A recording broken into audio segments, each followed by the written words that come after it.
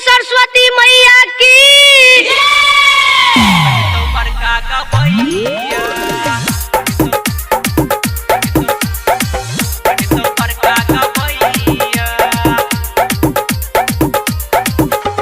सूर्य के कानी ज्ञान दे मैया पड़े छी तोर पैया। सूर्य के कानी ज्ञान दे मैया पड़े छी तोर पैया। फेर दीता जे हाथ गे मैया बन तो बड़का गवैया। फेर दीता जे हाथ गे मैया बन तो बड़का गवैया। सूर्य के कानी ज्ञान दे मैया पड़े छी तोर पैया। सूर्य के कानी ज्ञान दे मैया पड़े छी तोर पैया। फेर दीता जे हाथ गे मैया बन तो बड़का गवैया। फेर दीता जे हाथ गे मैया बन तो बड़का गवैया।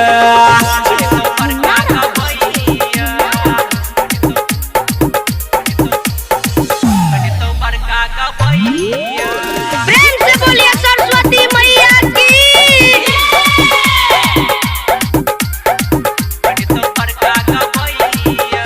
तुझी मसा तो सूर्य के दाता तू ही भाग विधाता गे। तोरे से सब के जुड़ल छे नाता सुने मां सरस्वती माता गे। तुझी मसा तो सूर्य के दाता तू ही भाग विधाता गे। तोरे से सब के जुड़ल छे नाता सुने मां सरस्वती माता गे। गाबै छी तोरे गान तैयो पागल सब कहैया।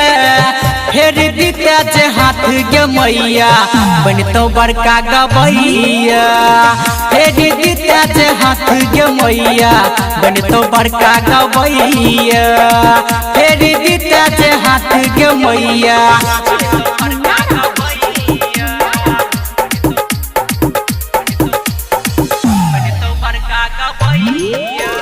प्रेम से बोलिए सरस्वती मैया की